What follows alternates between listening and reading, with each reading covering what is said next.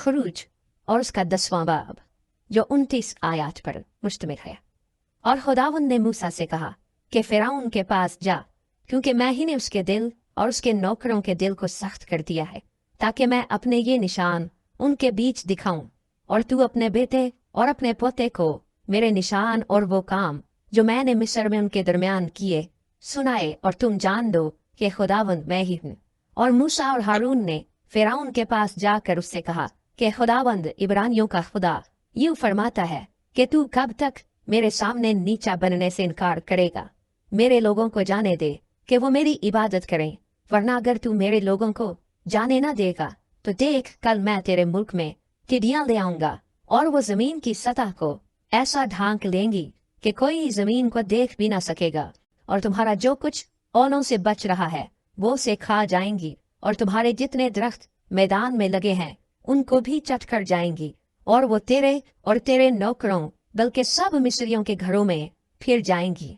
और ऐसा तेरे आबाओ अजदाद ने जब से वो पैदा हुए उस वक्त से आज तक नहीं देखा होगा। और वह लौट कर फिरौन के पास से चला गया। तब फिरौन के नौकर फिरौन से कहने लगे कि ये शख्स कब तक हमारे लिए फंदा बना रहेगा, इन लोगों को जाने दे ताकि वो खुदावंद अपने खुदा की इबादत करें। क्या तुझे खबर नहीं कि मिस्र बर्बाद हो गया? तब मूसा और हारून फिरौन के पास फिर बुला लिए गए, और उसने उनको कहा कि जाओ और खुदावंद अपने खुदा की इबादत करो। पर वो कौन कौन हैं जो जाएंगे? मूसा ने कहा कि हम अपने जवानों और बुढ़ों और अपने बेटों और बेटियों और अपनी भेड़ बकरियों और अपने गाय बैलों समेत जाएंगे, क्योंकि हमको अपने खुदा की ईद करनी है।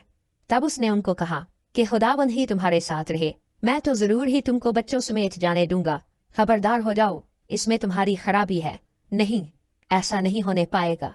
सो तुम मर्द ही मर्द जाकर खुदावंद की इबादत करो, क्योंकि तुम यही चाहते थे। और वो फिरौन के पास से निकाल दिए गए। तब खुदावंद ने मूसा से कहा कि मुल्क मिस्र पर अपना हाथ बढ़ा, ताकि टिड्डियां मुल्क मिस्र पर आएं, और हर किस्म की सब्जी को जो इस मुल्क में ओलों से बच रही है चट कर जाए। बस मूसा ने मुल्क मिस्र पर अपनी लाठी बढ़ाई, और खुदावंद ने उस सारे दिन और सारी रात पूर्वा आंधी चलाई, और सुबह होते होते पूर्वा आंधी टिड्डियां ले आई, और टिड्डियां सारे मुल्क मिस्र पर छा गईं, और वही मिस्र की हुदूद में बसेरा किया। और उनका दिल ऐसा भारी था कि ना तो उनसे पहले ऐसी टिड्डियां कभी आईं, ना उनके बाद फिर आएंगी, क्योंकि उन्होंने तमाम रुए जमीन को ढांक लिया, ऐसा कि मुल्क में अंधेरा हो गया। और उन्होंने उस मुल्क की एक एक सब्जी को और दरख्तों के मेवों को जो ओलों से बच गए थे चट कर लिया। और मुल्क मिस्र में ना तो किसी दरख्त की ना खेत की किसी सब्जी की हरियाली बाकी रही। तब फिरौन ने जल्द मूसा और हारून को बुलवा कर कहा कि मैं खुदावंद तुम्हारे खुदा का और तुम्हारा गुनहगार हूँ, सो फकत इस बार मेरा गुनाह बख्शो, और खुदावंद अपने खुदा से शिफात करो कि वो सिर्फ इस मौत को मुझसे दूर कर दे। सो उसने फिरौन के पास से निकलकर खुदावंद से शिफात की, और खुदावंद ने पछुआ आंधी भेजी जो टिड्डियों को उड़ा कर ले गई, और उनको बहरे कुलज़म में डाल दिया, और मिस्र की हदूद में एक टिड्डी भी बाकी ना रही। फिर खुदावंद ने फिरौन के दिल को सख्त कर दिया, और उसने बनी इस्राएल को जाने ना दिया। फिर खुदावंद ने मूसा से कहा कि अपना हाथ आसमान की तरफ बढ़ा, ताकि मुल्क मिस्र में तारीकी छा जाए, ऐसी तारीकी जिसे टटोल सके।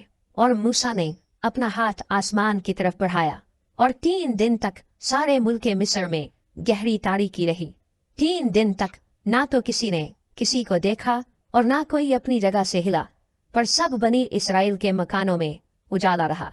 तब फिरौन ने मूसा को बुलवा कर कहा कि तुम जाओ और खुदावंद की इबादत करो, फकत अपनी भेड़ बकरियों और गाय बैलों को यहीं छोड़ जाओ, और जो तुम्हारे बाल बच्चे हैं उनको भी साथ लेते जाओ। मूसा ने कहा कि तुझे हमको कुर्बानियों और सौख्तनी कुर्बानियों के लिए जानवर देने पड़ेंगे, ताकि हम खुदावंद अपने खुदा के आगे कुर्बानी करें। सो हमारे चौपाए भी हमारे साथ जाएंगे, और उनका एक खुर तक भी पीछे नहीं छोड़ा जाएगा, क्योंकि उन्हीं में से हमको खुदावंद अपने खुदा की इबादत का सामान लेना पड़ेगा।